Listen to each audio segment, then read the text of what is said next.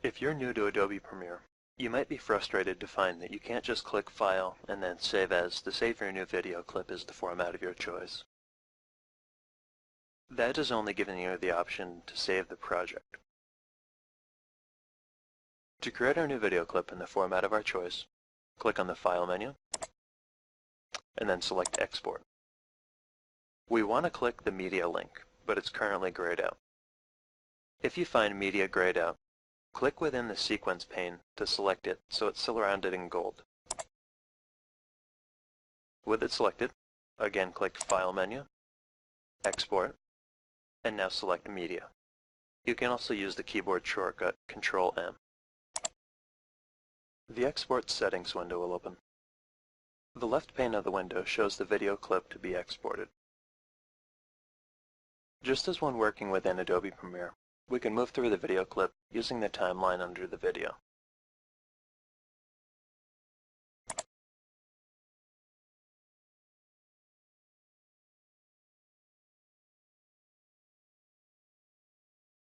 For the source range, we have several options.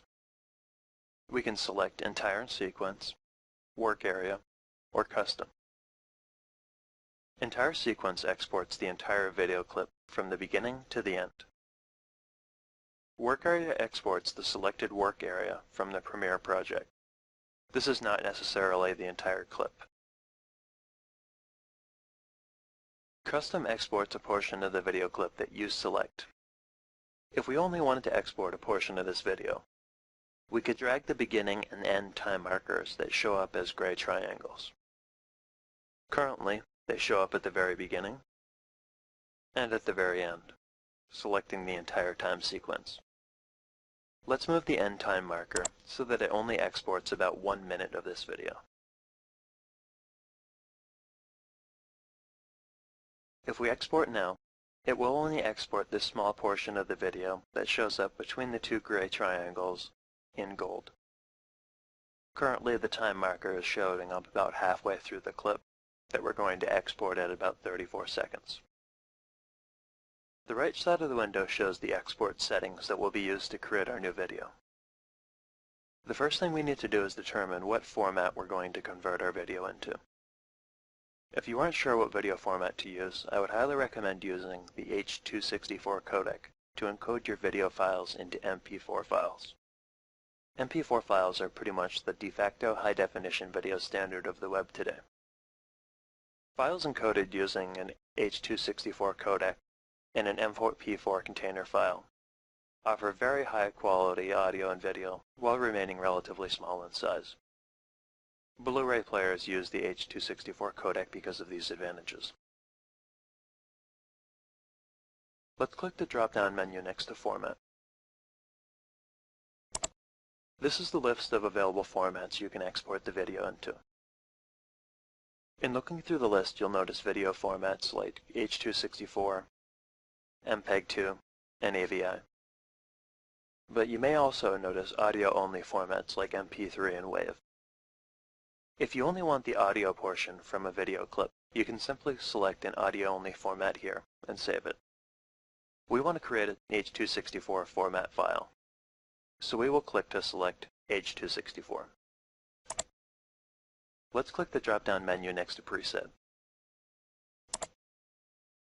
Here we can see a list of pre-configured presets for video quality settings. Here are our custom settings for iPod and iPad size screens, TiVo, Vimeo, YouTube, and regular HD TV presets, among others. If you prefer, you can also create a custom preset. To get the best quality final product, it's best to output your video file at the same resolution that it was recorded at. This is a full HD video clip, so we're going to start out by selecting a preset out of the HD TV set. Let's select this HD 1080p 29.97 to start with. This will create a very high quality final product, but it will also create a very large file. If we look by the estimated file size, this 1 minute that we're going to export here is going to be about 233 megabytes. Now by selecting the preset we did, we chose it to use basic video and audio parameters. Among these, because it's full HD at 1080p, it's using a video resolution, width of 1920 pixels, and a height of 1080 pixels. We also select a video rate of 29.97 frames per second. Now if we scroll down a little bit, we can see the bitrate settings. A higher number makes the quality higher and the size larger. Currently it's set on 32 megabits per second, minimum and a maximum of 40 megabits per second, which is huge. Let's drop this down so that we're not using up unneeded space on our computer. Let's change the target bitrate from the high number that it is now down to 5.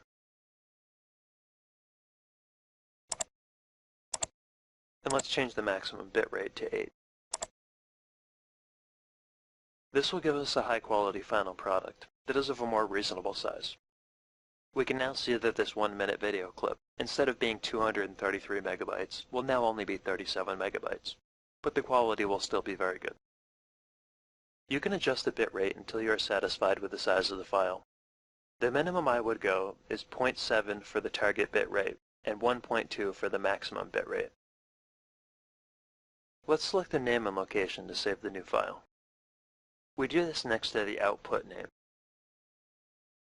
There's currently a name listed. If we click on this, it'll bring up a save window.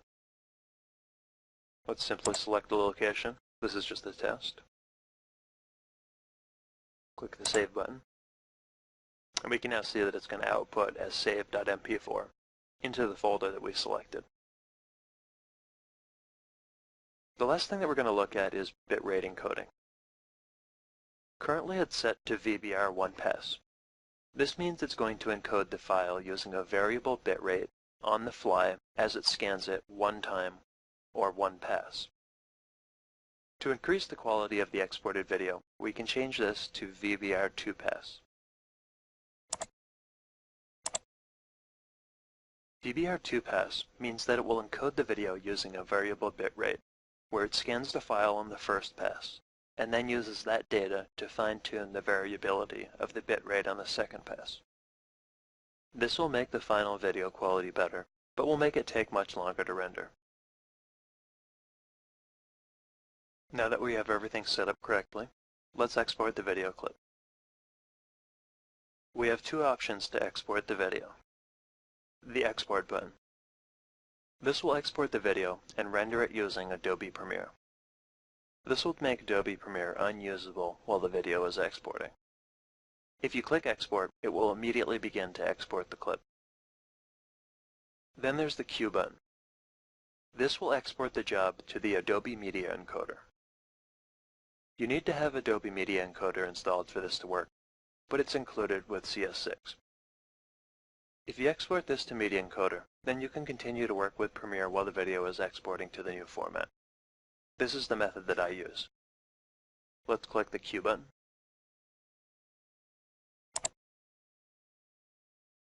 The Adobe Media Encoder window will open.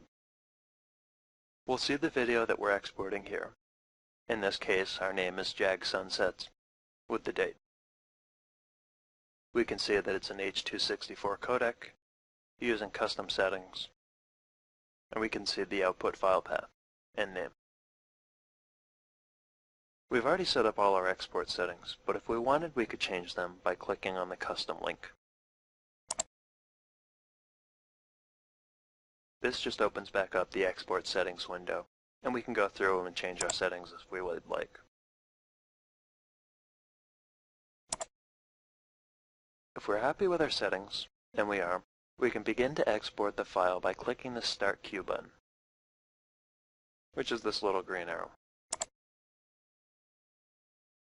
At any point, if we like, we can click the Pause button.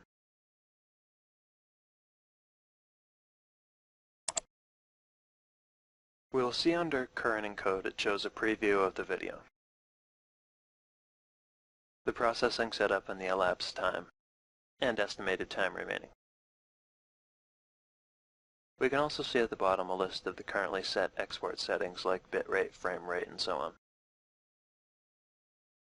Depending on the speed of your system and the settings that you set for the length of the video, the time it will take to render this will vary. As you can see if you look over in the top right hand corner, I have an 8-core system and all the cores are pretty much maxed out. This is only a 1-minute video clip, and we're keeping it at the same resolution, just lowering the bitrate a bit. And it's expected to take about 6 minutes to do that 30 seconds.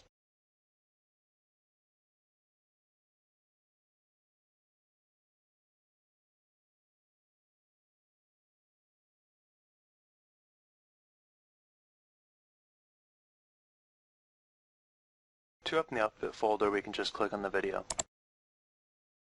and it will reveal the folder. This is our converted video clip in MP4 format.